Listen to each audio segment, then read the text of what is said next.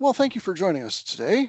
My name is Scott Kane. I am one of the E-Rate team members with the Office of Education Technology. I want to thank you for joining us today.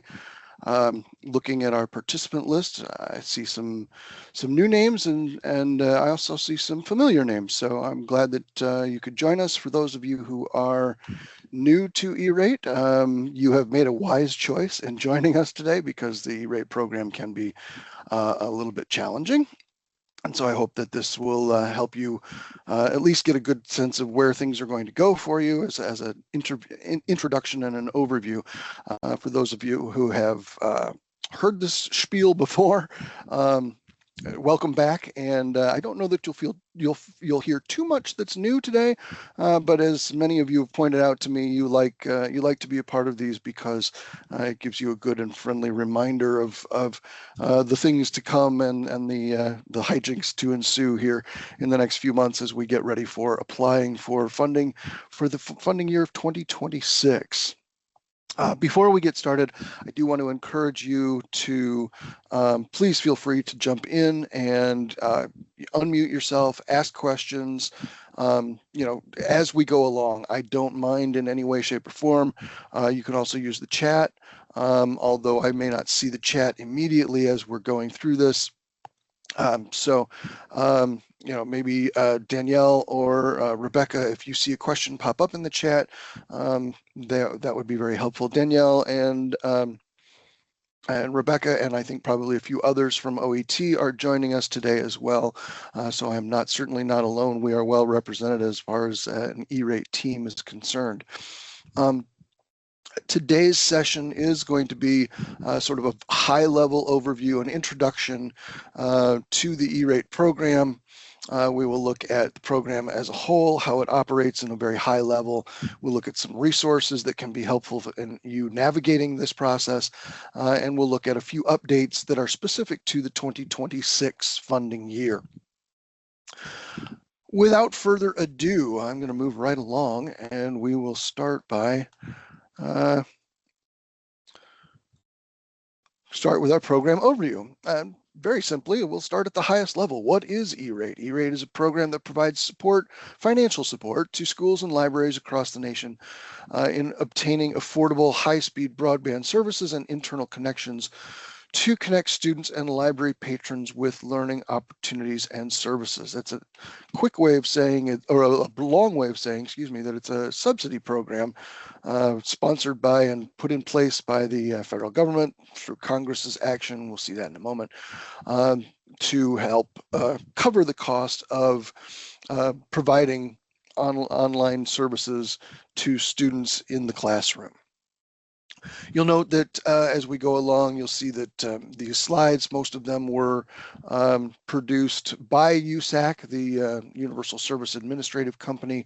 They make them available for public use, and I figure why change the words that they themselves use to describe the program? So I will be sharing with you primarily the information that they have shared during their training this year as well.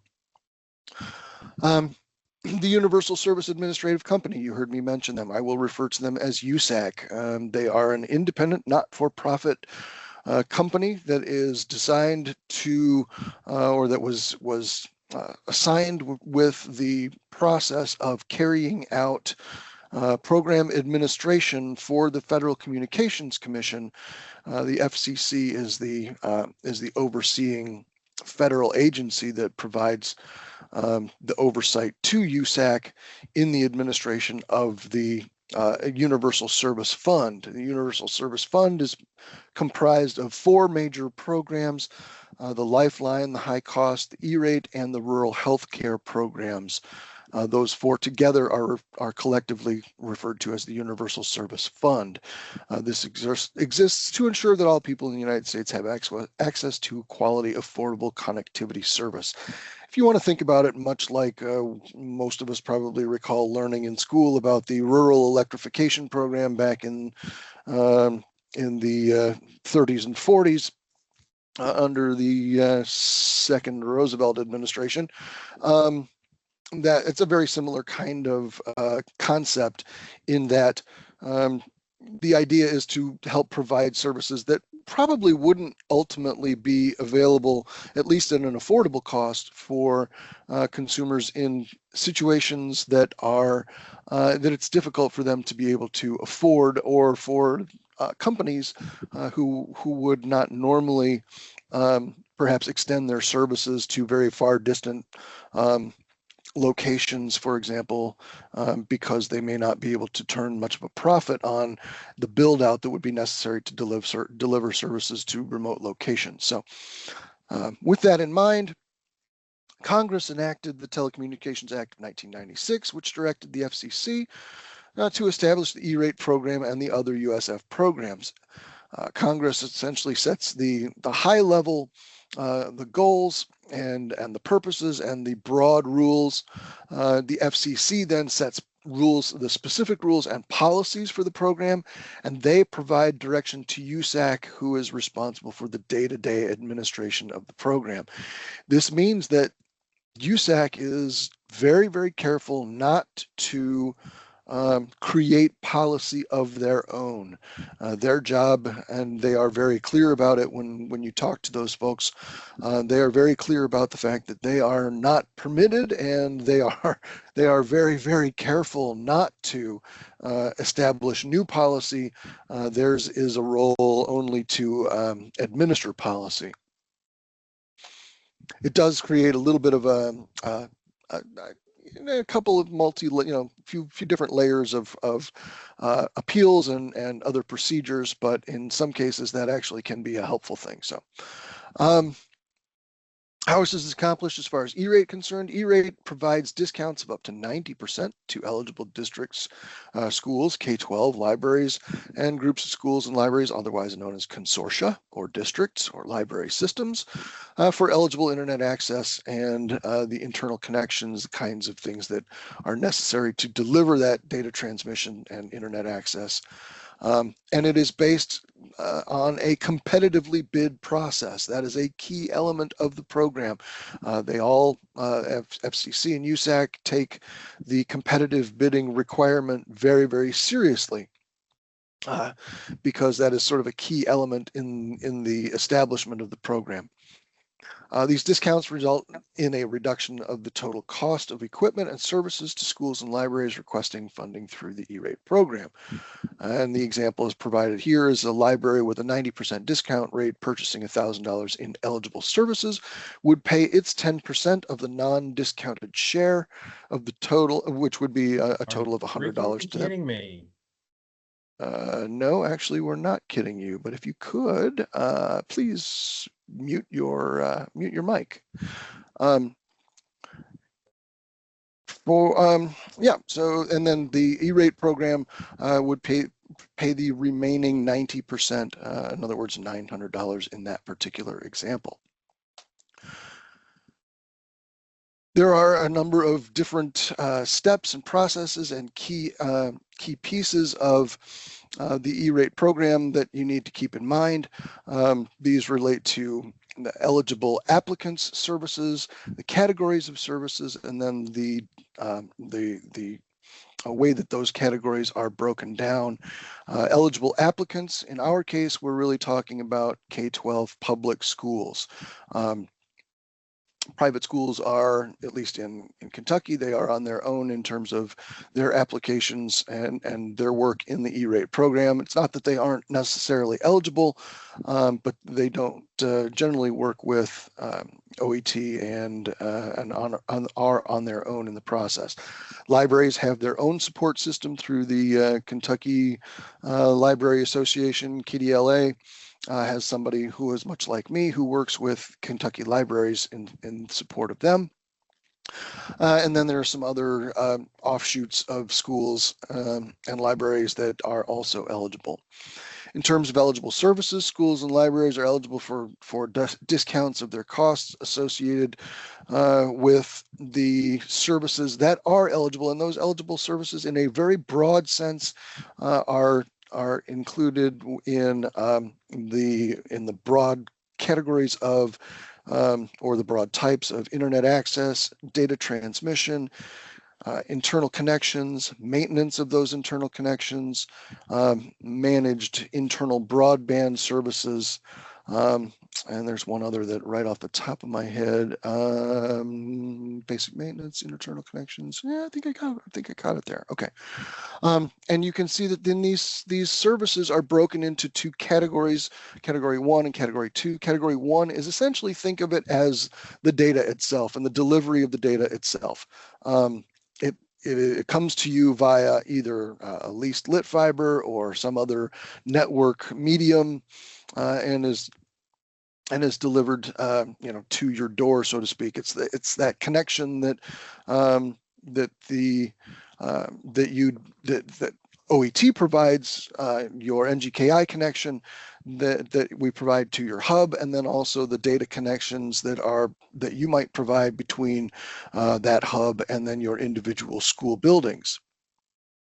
That may happen in a number of different ways. That might happen via leased lit fiber, dark fiber, might be district-owned fiber. It might come through other options as well, satellite or microwave, those kinds of deliveries. That is what resides within the purview of Category 1. Category 2 services really lie in the area of the equipment that's necessary to deliver that data. And that includes, management of day-to-day operations of those systems, as well as basic maintenance of the equipment and cabling and so on and so forth that is used to deliver the data. So remember that Category 1 and Category 2 distinction. It will be important going forward when we talk about budgets. The E-rate application process, and this is a very high-level view of it. There are many important details that we will cover in future trainings this year, and I will provide you at the end with a list of those training dates if you haven't already received them from your CETS engineer. But in a broad sense, the process begins with competitive bidding. It moves on to then applying for services. Once that competitive bidding process is over, the services commence, and then once the services have been delivered and the costs have been covered, either in portion or in full, then there is the application to receive reimbursement from USAC. That can happen in a couple of different ways, and we'll talk about that in just a moment. In terms of competitive bidding, we have the process starting by submitting an FCC Form 470. That 470 basically tells the world these are the services, these are the eligible E-rate services that we are seeking, and we would like to have providers bid on those. The providers then. Danielle, if you could just keep an eye on the participant list and mute anybody that might have forgotten to mute their microphone. Thank you. I appreciate that.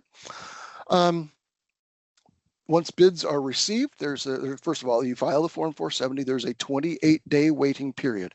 That's a really key important piece in terms of meeting the competitive bidding rules. You wait your 28 days, you receive the bids, you evaluate the bids, and you select a service provider and either sign a contract or make arrangements for tariffed or month-to-month services, depending upon what you select and who you select. Once that process has been identified, you'll go through the process of determining an invoice method and filing for the Form 471. In terms of determining an invoice method, starting this year and forward, well, up until this year, it's always been that you have always had, and you will continue to have the choice as the applicant as to whether you are going to select the applicant reimbursement or the service provider reimbursement process. And again, we'll talk about that in a little bit going forward. But if I'm not mistaken, there's been discussion about making that a part of the Form 471 or the Form 486 process. And the 486 we'll talk about comes in that next section of calling about starting services. where USAC is going to request that that process be identified ahead of the starting year of the funding year rather than toward at the end of it once that process actually starts, which is the way that it's been done previously. The details on that have not yet been shared in full, but certainly as they are, we will have a discussion of that during the applicable training. So you as the applicant will then file for the services that you have contracted with your selected service provider, and you will file a Form 471. This Form 71 tells USAC that here's the services, here's our provider, here's how much it cost, and here's how much we are eligible for in terms of the discount, and that all gets rolled up into your Form 471. Note that at the bottom, there is a mention of the service provider role in all of this. The service providers can review and access your Forms 470, but they are not allowed to contribute to the development of your Form 470 or any RFPs that you might create. They are not allowed to be a part of that process in any way, shape, or form, so you need to make sure that that is the case. Once you get to the Form 471 process, where you file the form, that starts to get reviewed, that is the point at which your service provider then can provide you with technical assistance in responding to those questions that you might get during the review of your application. Once your application is reviewed, there is a funding commitment decision letter that is issued from USAC to you as the applicant, letting you know the extent to which they are committing decision to fund your request. Once that has been completed and the FCDL has been issued, it is your job to then confirm to USAC that the services have begun by submitting a Form 486. Now, Form 486 has a couple of certifications on it that indicates that you are compliant with the rules. You can see here it talks about the Children's Internet Protection Act status, and that basically is where you are indicating that you are compliant with the SIPA requirements, and we will talk about SIPA requirements in detail in a future training. Last but certainly not least, once things have gotten going and some of the services have been provided, or perhaps all of the services have been provided, either you as the applicant or the service provider will then submit invoicing to USAC for reimbursement. If you are opting for the service provider to cover the to cover the discounted portion of the share of the cost, that is to say, they are going to be responsible for getting reimbursement from USAC, which means they should be providing you with a discounted bill.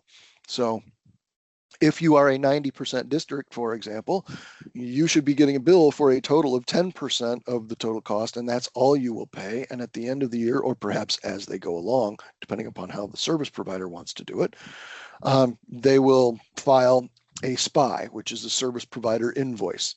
They are wholly responsible for worrying about getting that money back. That having been said, if for whatever reason you would choose to pay in full yourselves as a district and then want the reimbursement, as I said, you will then obviously pay in full. And once those services have been rendered and you have made payment for those services, you can then file for and receive reimbursement from USAC using the BEAR, or the Billed Entity Applicant Reimbursement Form. It's also known as a Form 472. So you'll see that there's a timeline down here associated with each of these steps. We are currently in this competitive bidding window. The applying for discounts will start somewhere probably in the middle of January. The tendency of late has been from mid-January to the latter portion of March. ahead of the funding year. The Form 486 generally is, well, the Form 486 must be submitted within 120 days of the date of the FCDL or the beginning of the funding year, whichever is later. So if you get a funding commitment decision prior to the beginning of the funding year, which begins on July 1 every year, you would have 120 days from July 1. If there was a delay for whatever reason in the review of your application and you didn't get an FCDL, let's say until August 1st, you would essentially have till the end of November. Again, 120 days from the date of that, from the date of your letter to file the Form 486. I will say this just as a quick aside. The 486 is a very, very simple form, and I would highly, highly, highly encourage you to just get it in your head that the first thing you have to do as soon as you get a funding commitment decision letter is file your 486. The only thing that 486 can do ultimately for you is get in the way of you getting full funding if you don't submit it right away. So I would encourage you to be on the lookout for your FCDL, and as soon as you get it, file your Form 486. Excuse me. And then as far as the invoicing deadlines are concerned, the recurring services, things that you pay for on a monthly basis, you can begin to file bears or spies as soon as services are delivered and paid, even if you're going on a monthly basis. Most people will wait until the end of the year. That's really up to you as to how you want to do that. The deadline is 120 days past the end of the funding year. So if the funding year is, and it is, July 1 through June 30 of each year, an additional 120 days takes you out to October 28th, which, if I'm not mistaken, was 2 days ago, day and a half ago, 2 days, yeah, 2 days ago was the initial deadline. Now you can request a one-time 120-day extension on that, but the important thing to note is that if you fail to meet that deadline or request an extension prior to that October 28th deadline, you will be in a world of hurt in trying to get your reimbursement. It is very, very difficult to obtain blessing from the FCC via a request for waiver of the rules. They don't take that waiver of the rules thing very lightly, not in any case, particularly since they are granting an automatic once you request it 120-day extension. So make sure that you are getting your reimbursement requests in ahead of time. And then a note as far as the non-recurring services, you actually have 15 months in which to install non-recurring or utilize non-recurring services. So if there's a little bit of a delay, or we, especially during the COVID years, we had issues with the supply chain and things got really slow for a while. Folks often needed a little extra time at the end of a funding year. It was helpful that you actually have until the end of September 30th for Category 2 non-recurring services to apply for the invoicing on those services. Now, what kinds of things are out there to help you in this process? Well, there are a number of things, starting with the USAC website. USAC website has literally step-by-step articles on the entire application process for both service providers and applicants. Provides you with announcements, FAQs. There are interactive users guides. There are very helpful videos, and I will say they are helpful videos. I've used them myself in referring and reminding myself of step-by-step procedures. Sometimes things can get a little. Well, let's put it this way. I think, well, I know for sure that on a couple of occasions I've noticed that by some of the questions that I get that it's easy because this program can be complicated. It's easy to overthink the program and overthink what you're doing. So sometimes those videos are helpful just in reminding you, oh yeah, it really is that simple as to what I'm trying to do. They also offer regular webinars, infographics, and so on and so forth. There's a link in this presentation to access the E-Rate website. It's www.usac.org/E-Rate, I believe it is. That's is your first place to go for resources that will help you to navigate the process. With respect to the interactive user guides and the e-learning modules, you can see here that they've got lots of different things. There's self-paced walkthroughs. There are user guides. There are, it's interactive.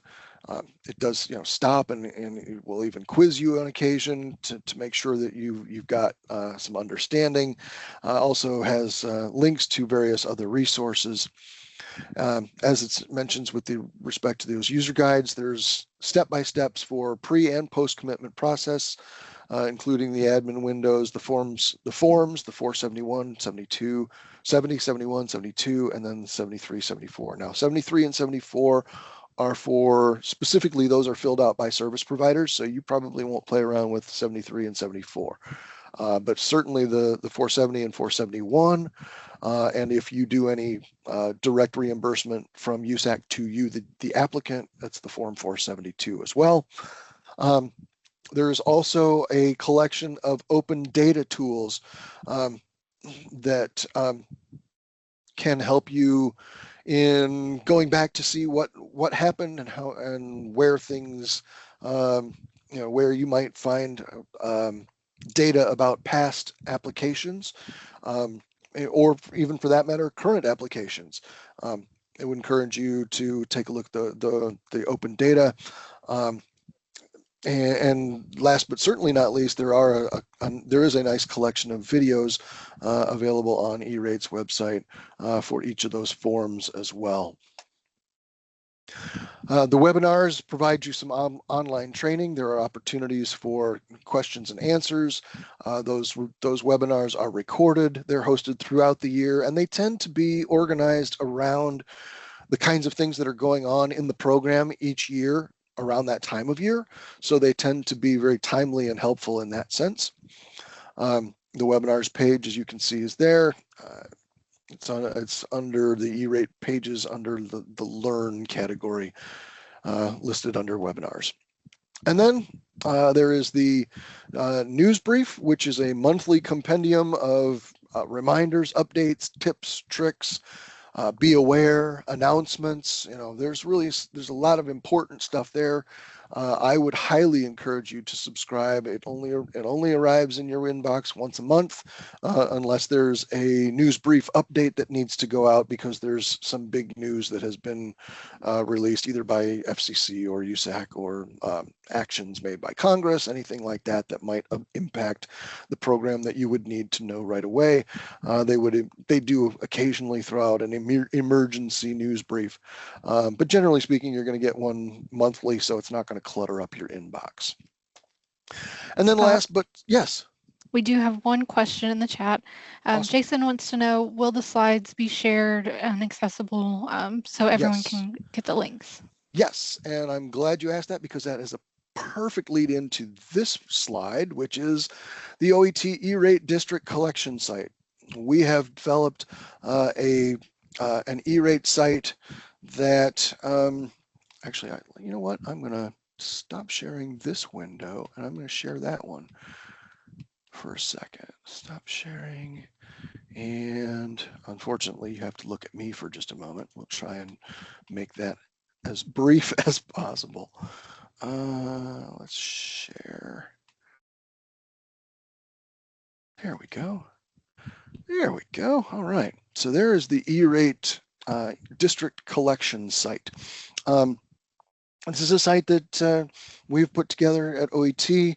Many thanks to many different people, both on our E-rate team and our technical team, for developing this. This has it has E-rate news. I'll be honest, I pull a lot of that news from the news brief, not to necessarily make it so that you don't have to subscribe to the news brief, but rather to put it in multiple places. I figure the more different places that it can be, the more likely it is for folks to see it. So if it's important enough to put up there, we certainly want you to be able to access it and find it. We have E-rate important dates as well. Also, then there are some FAQs, and then we also have the training resources. So as the question was asked, yes, we will post both the slides, and we will also post a link to this session, the video of this session in the training portal, excuse me, the media portal. It'll be posted there, but you can access it from this E-rate district collection site.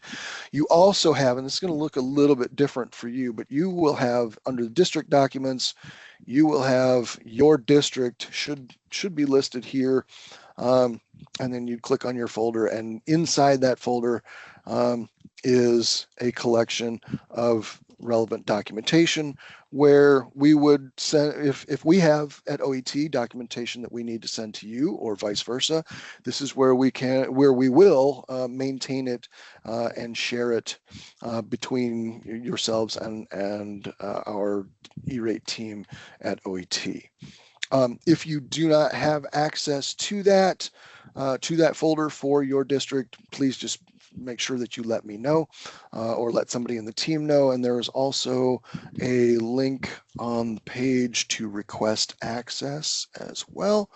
And if you have any changes to your district contacts, you have a means to report that as well. So if you have somebody else in your district who needs access to that, you can report that change to us, let us know, and we will validate that request and then add them as a user so that they have access to that information as well. All right, we're going to stop sharing, then go back to sharing. All right, there we go. And there we go. All right, so 2026 program updates and reminders. What's going on and what do you need to know?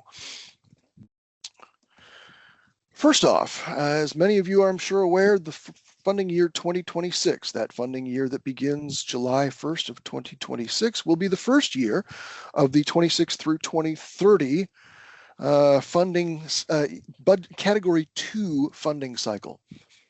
Any unused funds from the 21 through 2025 category 2 budget cycle will not roll over. So those are eliminated, and the budget is reset for all applicants. The E-rate C2 budget tool, FY21 and beyond, provides data on the 2021 through 25 C2 budget cycle.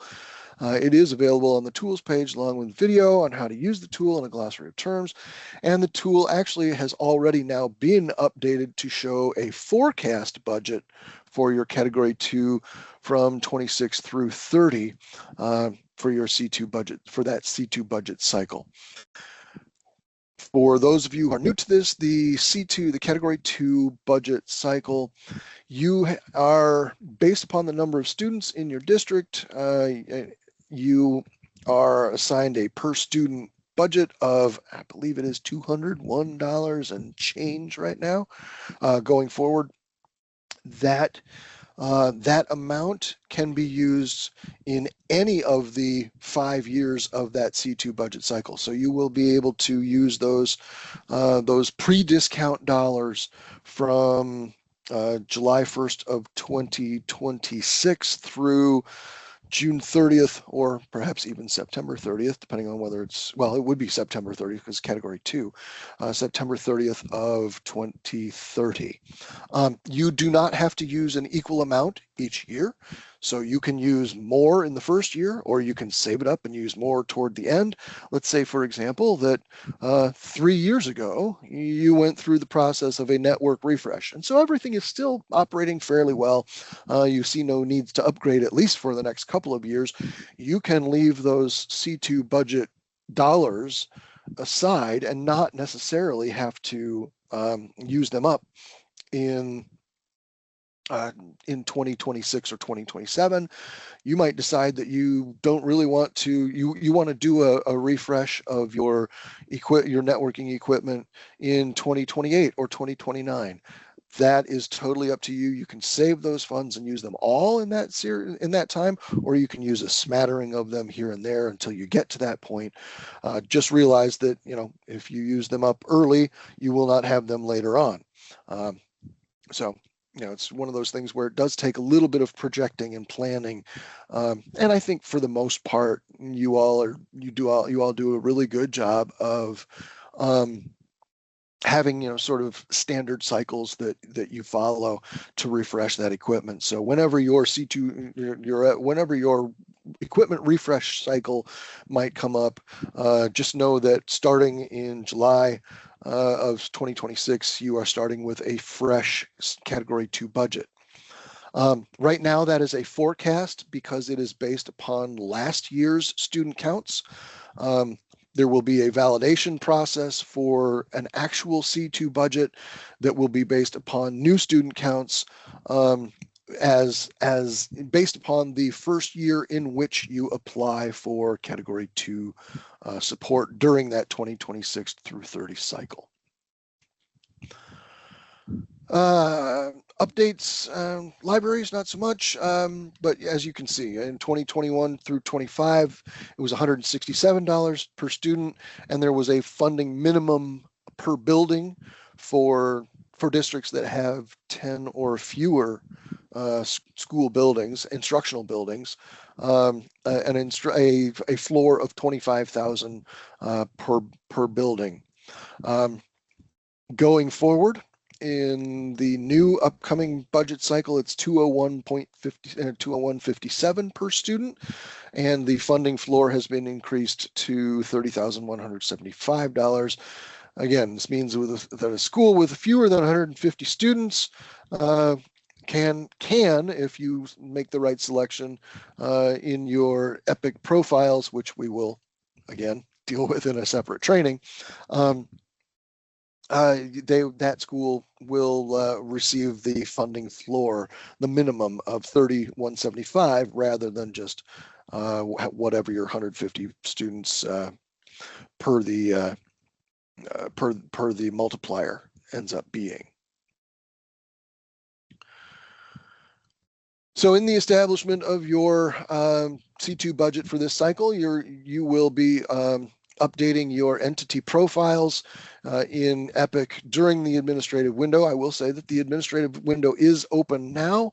There's no reason why you can't go into your EPIC portal. And I should have mentioned when we talk about EPIC. EPIC is the portal for those of you who are new. EPIC is the place where you file your forms.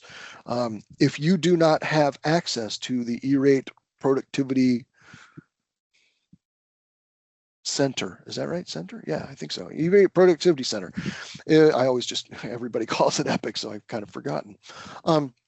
If you do not have access to your EPIC portal, that is the first thing you want to do is call USAC. It's 888-203-8100. I will repeat that number, 888-203-8100. Give them a call and let them know that you need to not only have access, but that if you are going to be in charge of E-Rate, you need to make sure that you are the account administrator for your district's EPIC profile. Within the EPIC system, you will then be responsible for, on a yearly basis, updating the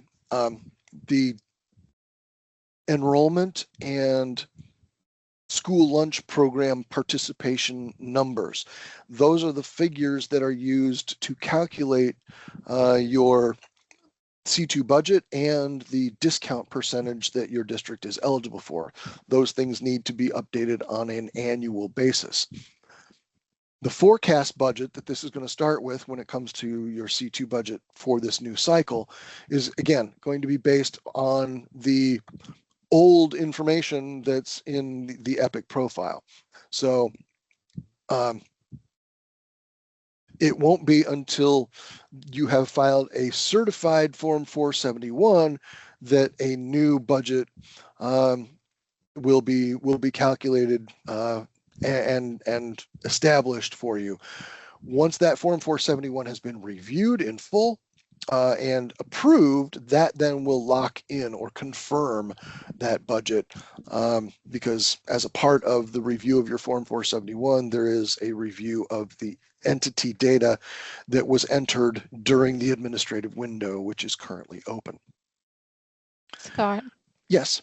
We do have a question in the chat. Awesome. Stella wants to know, does the funding amount we receive include our required match, or is that shown separately? There is no required, oh, okay. If you're thinking about required match in terms of something like the KETS offers of assistance, this doesn't work quite that way. Like our percentage that we have to pay. So I'm gotcha. 85. Sorry. No, that's okay. Go ahead, Stella. That was it. I believe that the amount that's shown inside of our EPIC portal also includes that percentage that we have to pay. So for me, it would be 15% typically. I just wanted to make sure. Sure. Yeah, that's fine. Stella, it does, because whenever we applied last year, I thought that it didn't, and they came back and said, hey, you're requesting more than your remaining budget. So we had to go back and make sure that the total project cost was only what we had left in the budget, even though EPIC was covering like 13,000 of the 15,000 we had left. We covered the remaining 2. Wonderful. Thank you so much. Okay. So yeah, as your initial Form 471 during the cycle, the first year that you apply for Category 2 funds during that cycle will be the point at which you will establish in full that it will be now a fixed budget for the remaining of that cycle, with one exception.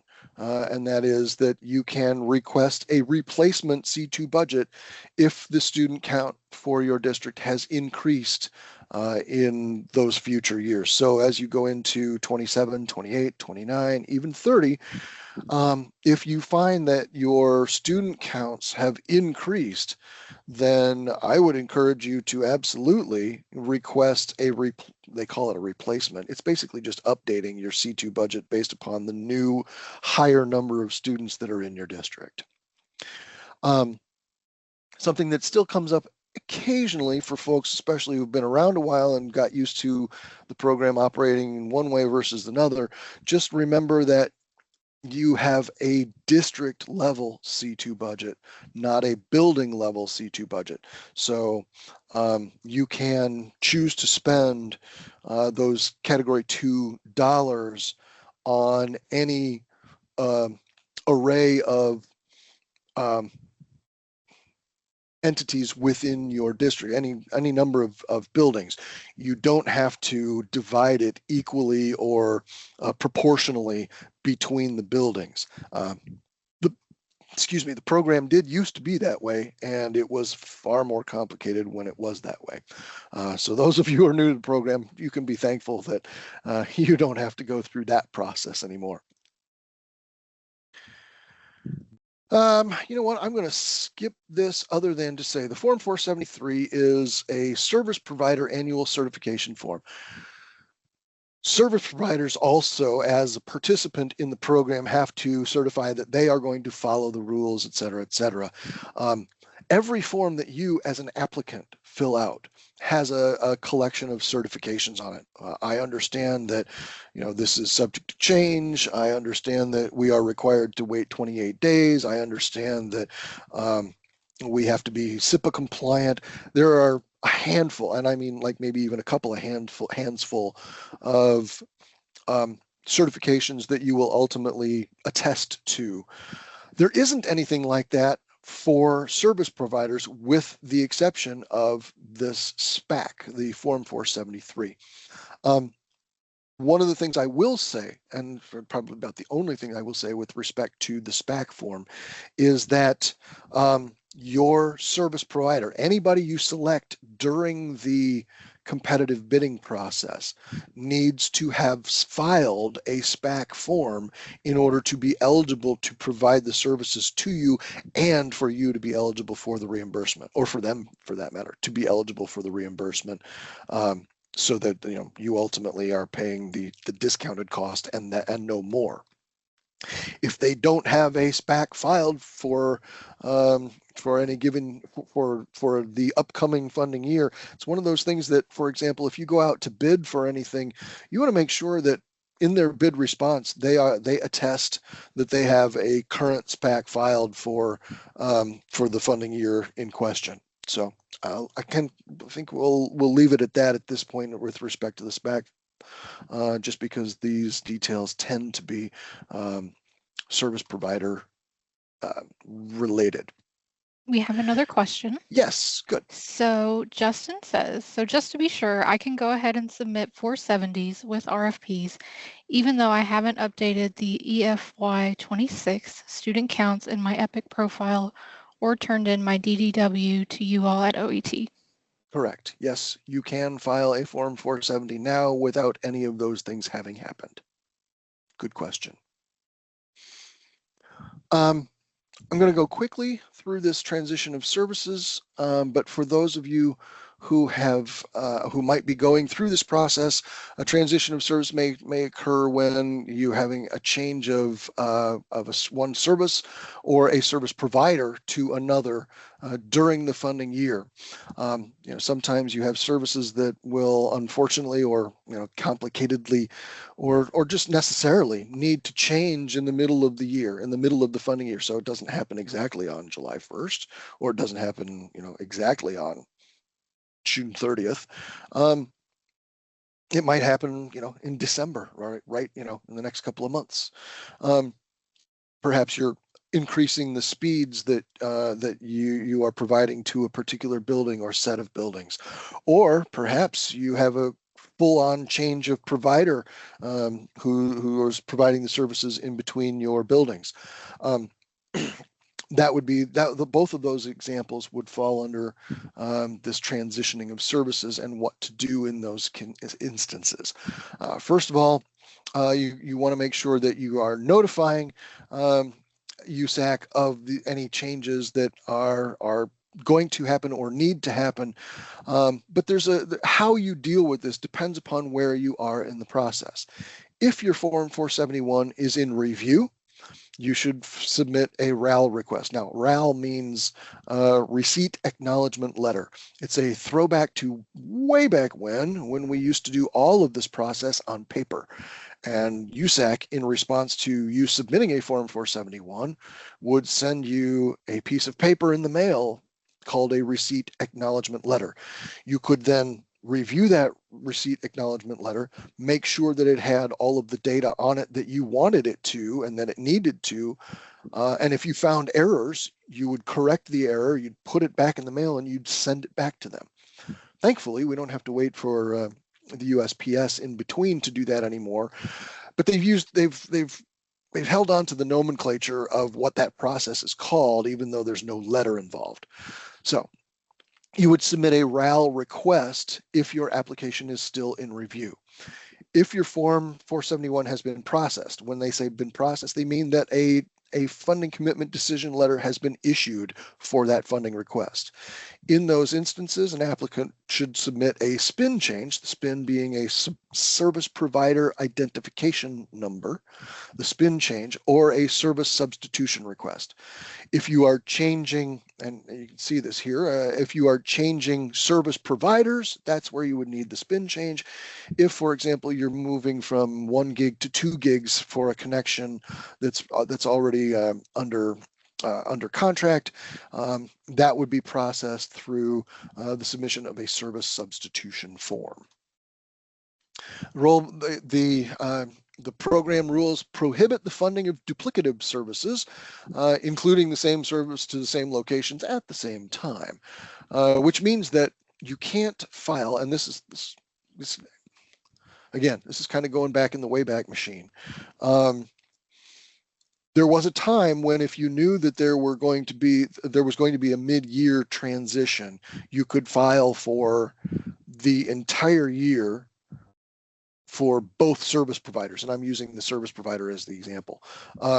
You would file for 12 months of service with one service provider and 12 months of service with another provider.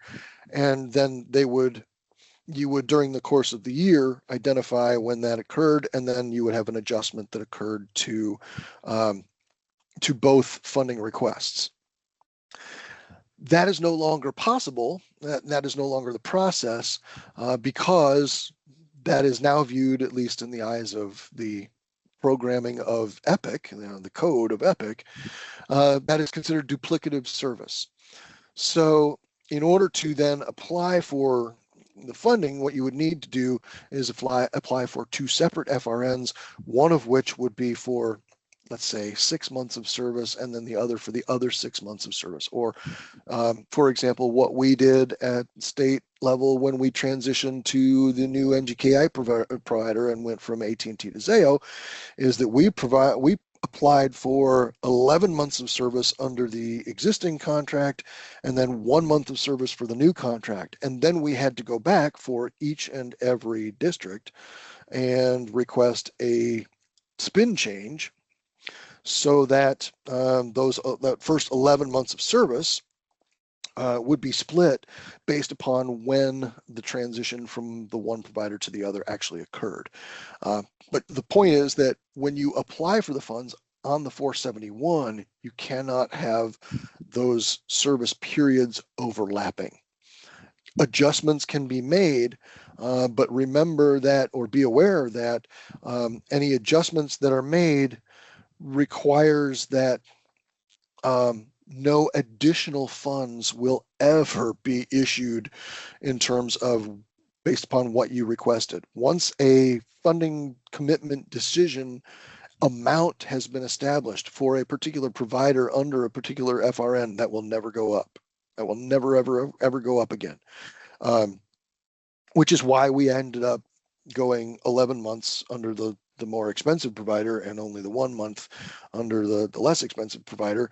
And because we always figured, well, somewhere in that 11 months, we can always break that up and we'll still have money left over to cover the services that would be provided by the new provider for those remaining however many months of that they had transitioned for.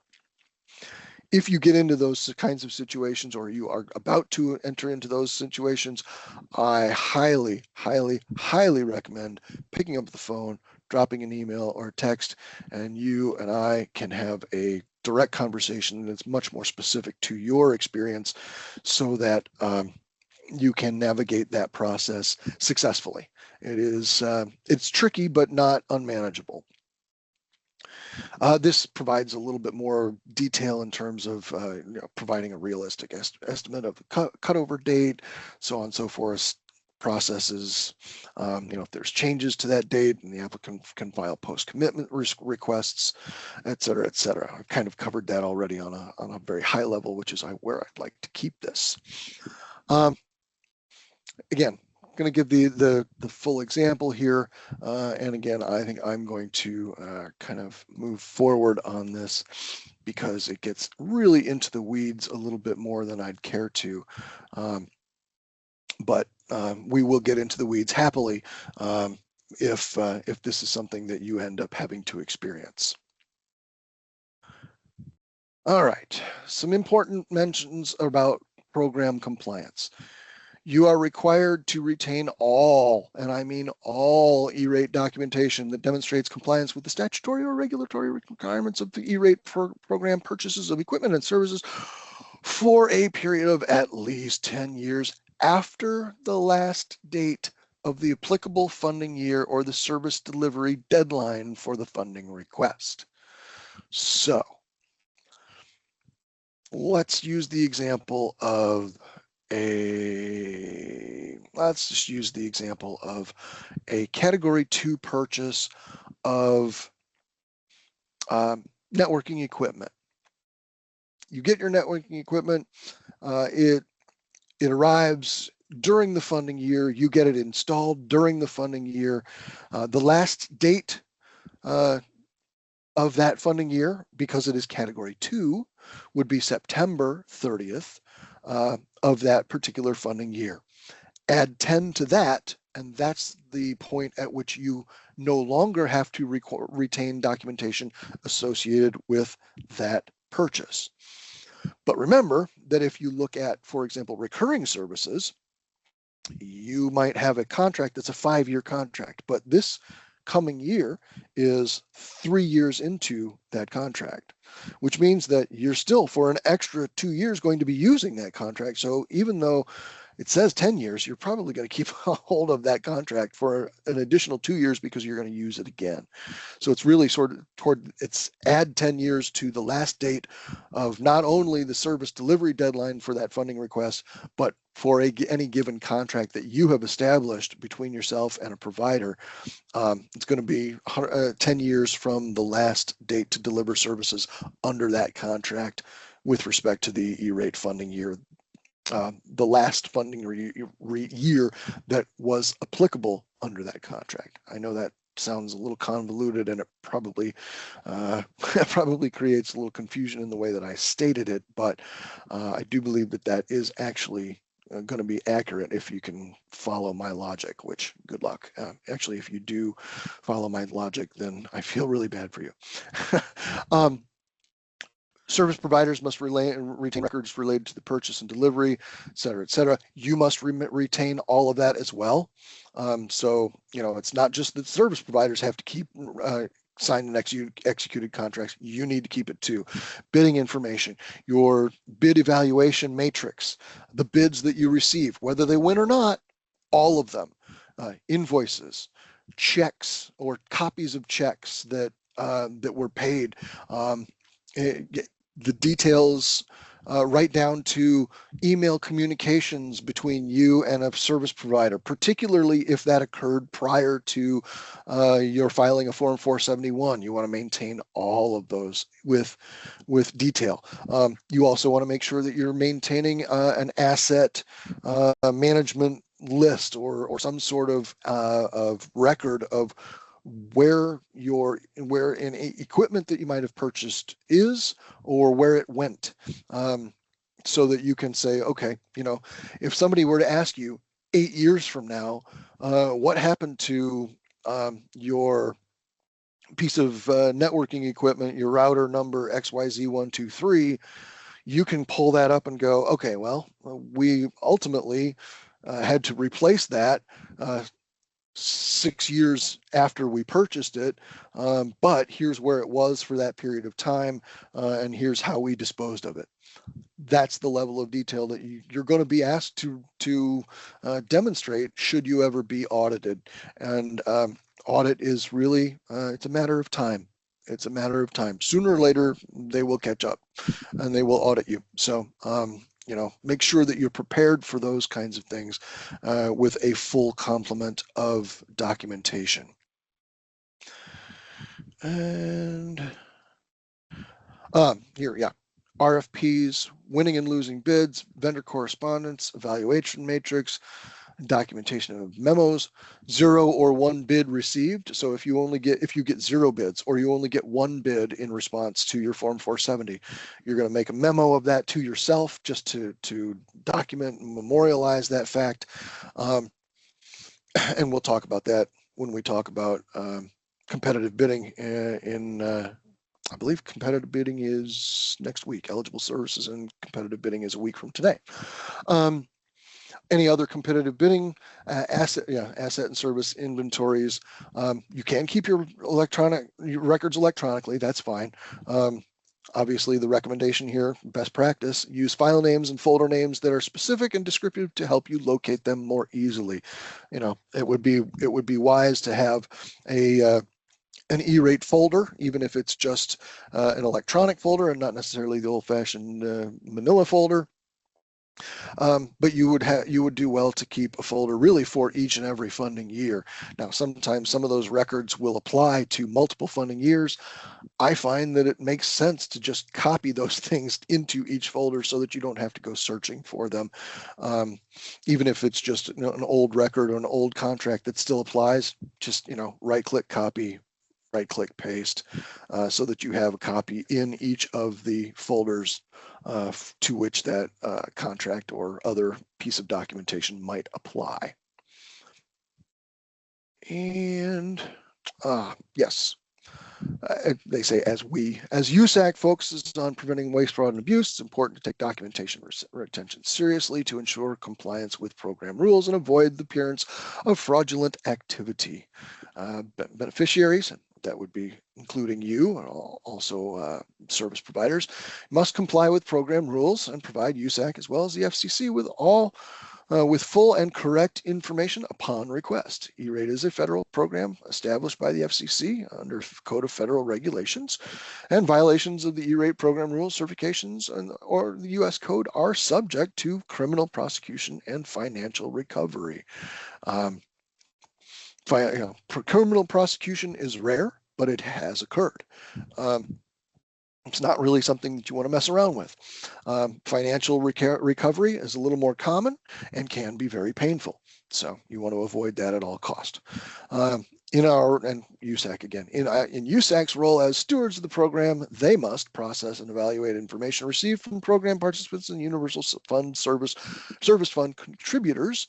They conduct audits and they support investigations by law enforcement if necessary. So just make sure that you're doing your absolute level best, a bona fide effort to maintain compliance with the program. You can see here, upcoming trainings. We had eligible services next week, competitive bidding and filing the Form 470. It was 2 weeks. So we'll talk about eligible services specifically next week. Competitive bidding and filing the Form 470 2 weeks from now. 3 weeks from now, we'll talk about discount data and updating your EPIC profiles. And then filing the Form 471 will be January 22nd of 2026. All of those are Thursdays and all of them are 2 p.m. All of them will be recorded and posted to the E-rate district collection site so that you can review and for those who might not be able to access it or might not be able to participate today. Obviously, the first thing on this page is questions. I'm going to escape out of this. Yes, we do have a couple of questions. Good. Randy wants to know, what is the best method to have a school building removed that was closed last year? Do we have to provide particular documentation for that? My question to Randy would be, Randy, what year, when did the school close itself? When was it closed? We closed it June 30th. Of this 25. Yeah. Okay. Once you have everything, all of the reimbursements and whatnot and so forth taken care of, and there's no longer any active filings that are associated with that location, then would be the time to call USAC and say this entity needs to be closed. So do it via phone call, and you can do it via phone. Yeah, you could do a phone call. You could also do a customer service case in EPIC. I didn't know if they would ask for like a board order stating that that building was closed or anything of that nature. They might. They also might ask for third-party validation, in which case let me know and we'll write you up a little letter and get you on your way. Okay. And then if I start, I know we'll probably get our discount data stuff to start working on here sometime in November. If we start working on that before we actually do that closing, what do we do? Just zero out the numbers on that sheet or take it Yeah, off when the sheet? yeah, exactly. When the time comes, and we should be getting that out to you. The target on that is that a couple of days before the training. We have our data team pull the data during that first week of October, or excuse me, first week of November. They send it off to our team, the E-rate team, and we will then populate those discount data sheets and get them out to you. So you should have that middle of next month. What you would need to do for any buildings that have closed is just delete them from that row. That's really all that's necessary as far as our data is concerned. And then if I haven't asked for it to be closed yet, just put zeros actually in the portal. Um, Or I at mean, that point, do I at really that- need to close it? Yeah, I mean, I would recommend going ahead and closing it. There's no advantage to be gained by including it, and you will ultimately, without question, you will get questions about it during PIA if it's still on the application. So I would say go ahead and at least start the process of closing it. And you can do that, as long as you're already, everything's been paid and so on and so forth. And of course, we're past the at least initial invoicing deadline. That as long as things are taken care of, I would go ahead and just submit the customer service case now and see if you can't get that done in the next couple of weeks. And that way, you just remove it from the discount data sheet and it'll be done. Okay. Thanks, Scott. Sure thing. Then we have a question from Angela. Still waiting on our approval for Cat 1 for this year's one. If it were to be denied for any reason, would I file a 470 again or 471? We signed a 3-year contract and we are in year 1.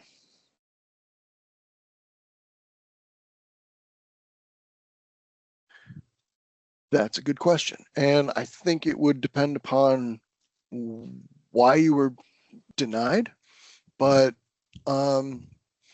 Angela, why don't you send me an email and let's work together on getting you an answer for that category 1 application. That really should have been, and any sorts of decisions on that really should have been made already. So because yeah, I mean, worst came to worst, we would probably need to see if there's a way that contract can be essentially canceled, or we'll have to go through a process of filing a Form 470 using that existing contract as if it had been submitted as a bid, but then accepting bids from others and then choosing the winner.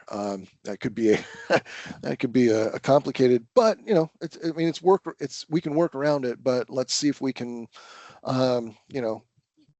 facetiously, I say this, poke the bear. I mean, wake up USAC and see if we can get them to give you some information on that, because that category 1 still outstanding is pretty rare at this point in time as far as the year is concerned. It may have just gotten lost, in the cracks, because there is turnover that is common amongst the people that work for the company that works for USAC to review all the applications.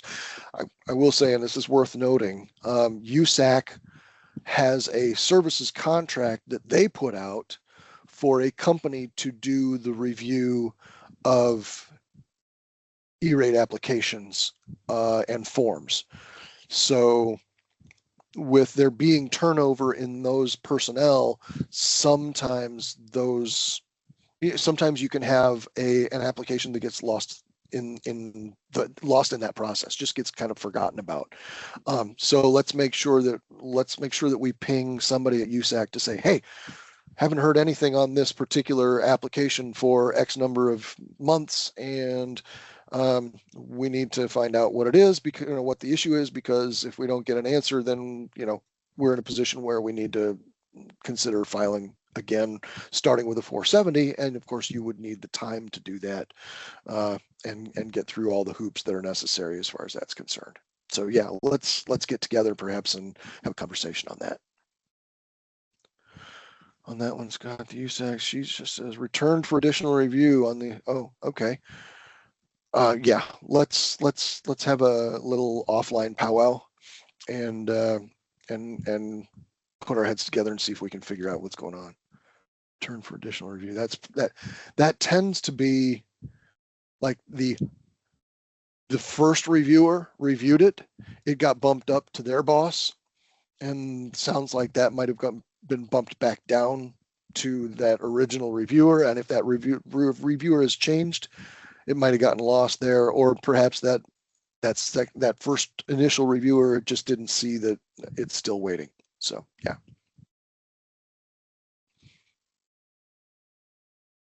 And Angela, when you email me, do me a favor and just drop the drop the FRN number in, the FRN and the 471 number. That will help me to at least let USAC personnel know that you're still waiting on that, because I'm gonna go ahead and just initially, I'm just going to start straight up with, hey, what can you tell me about this application? It seems to be stuck.